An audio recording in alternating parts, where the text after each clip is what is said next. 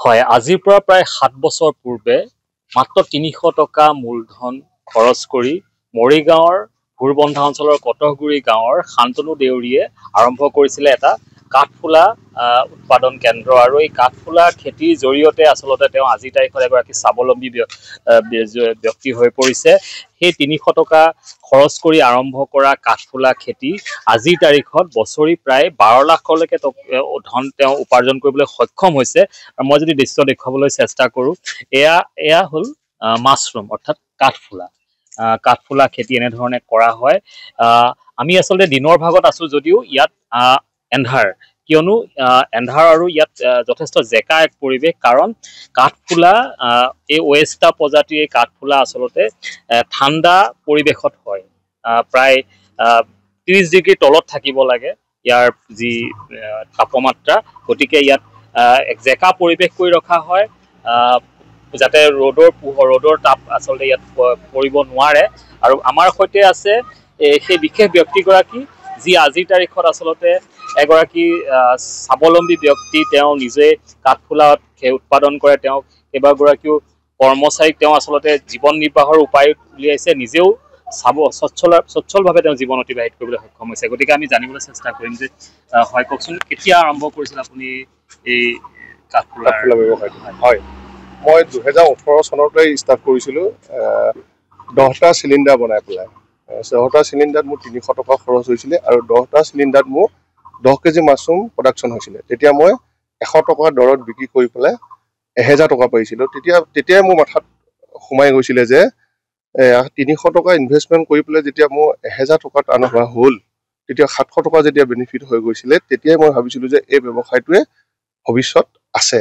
তেতিয়াৰ পৰাই মই চিন্তা চৰ্চা কৰি পেলাই বাকী ব্যৱসায় এৰি পেলাই এই কাঠফুলা ব্যৱসায়ৰ লগত জড়িত হৈ গৈছিলোঁ। আমি যদি দেখুৱাবলৈ চেষ্টা কৰোঁ, এইটো যিটো কাঠফুলা যি খেতি কৰা হয়, এই খেতিয়কৰ ভাষাত ইয়াক চিলিণ্ডাৰ বুলি কোৱা হয়। ইয়াক ঠাণ্ডা পৰিৱেশত ইয়াক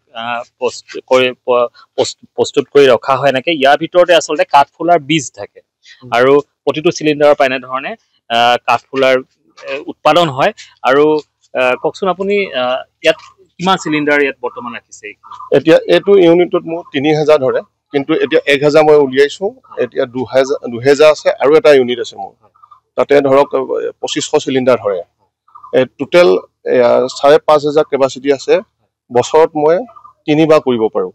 এইটো এটা চাৰ্কুলত 4 মাহৰ ভিতৰত মই কমপ্লিট কৰোঁ। আপুনি এইটো নিজাববীয়াকৈ আৰম্ভ কৰিছিল নে চৰকাৰী কোনো অনুষ্ঠানৰ সহায় লৈ? প্ৰথমতে মই 18 চনত যেতিয়া আৰম্ভ কৰিছিলোঁ নিজাববীয়া হৈছিল। 18 চনৰ পিছতে মোক কৃষি বিজ্ঞান কেন্দ্ৰ মৰিগাঁও, বিশেষকৈ নাম ল'ব লাগিব আমাৰ ৰিজুস্মিতা বাইদেউ, তেওঁ উদ্যোগতে মই বিভিন্ন ধৰণৰ প্ৰশিক্ষণ পাবলৈ সক্ষম হওঁ। যেনেকৈ যোৰহাট এগ্ৰিকালচাৰ ইউনিভাৰ্চিটিত মই 3টা প্ৰশিক্ষণৰ ব্যৱস্থা কৰাই দিছে। প্ৰথমটো হ'ল মাছৰুম প্ৰডাকশ্যন ইউনিট, যিটো প্ৰডাকশ্যন আমি কৰিব পাৰোঁ প্ৰডাকশ্যনৰ ওপৰত, আৰু দ্বিতীয়টো হৈছে স্পন প্ৰডাকশ্যন।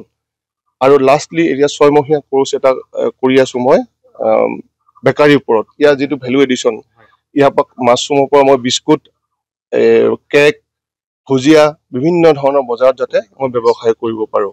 এইটো কৃষি বিজ্ঞান কেন্দ্ৰৰ লগতে আৰু আমাৰ হৰ্টিকালচাৰ মৰিগাঁও এগ্ৰিকালচাৰ ডিপাৰ্টমেণ্টে বিভিন্ন ধৰণে সহায় কৰিছে। ইয়াক আৰ্থিকভাৱেও মোক সহায় কৰিছে। যেনেকৈ এটা স্কিম দিছিলে 1,25,000 ৰাফটাৰ বুলি কয়, RKVY অধীনত 2021 চনত। সেইটো 1,25,000 দি মোক এটা ইউনিট বনাবলৈ আৰ্থিকভাৱে সহায় কৰিছে।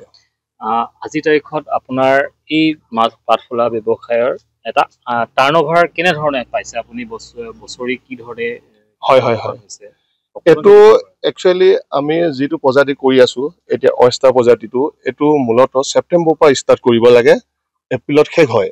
কিন্তু যেতিয়া ব্যৱসায়টো কৰিছোঁ মানুহৰ চাহিদাটো বহুত বেছি ইয়াতে, গতিকে আমি গোটেই বছৰ জোৰা কৰিছোঁ। ছেপ্টেম্বৰৰ পৰা যদি আমি আৰম্ভ কৰোঁ, ছেপ্টেম্বৰ মাহত বনালে অক্টোবৰৰ পৰা ছিগিবলৈ হাৰ্ভেষ্ট কৰিবলৈ হৈ যায়।